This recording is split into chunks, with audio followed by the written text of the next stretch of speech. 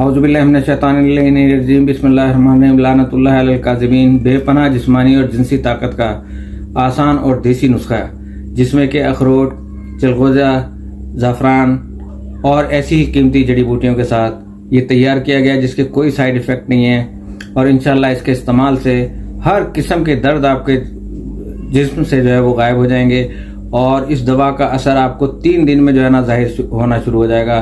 और अगर इसको सर्दियों में इस्तेमाल करना है तो 2 चमचे, गर्मियों में इस्तेमाल करने के लिए 1 चमचा दूध के साथ। और इंशाअल्लाह ताला आप देखेंगे कि आपकी जिस्मानी तो बीमारियों का इलाज होगा ये कि दर्द ख़त्म हो जाएगा, साथ ही साथ आपकी जिनसी इमराज किसी भी किस्म के हों वो ख़त्म हो जाएंगे और इसे हर उम्र के लोग खा सकते हैं। और दवाई के लिए राब्ता कर सकते हैं इस नंबर पर जो नीचे दिया जा रहा है। इसकी तारुफी कीमत जो है वो 5500 15 दिन की इसकी दवाई है। और व्यूअर्स मुझे जानते हैं कि मैं जो अपना यूट्यूब पे प्रोग्राम करता हूं।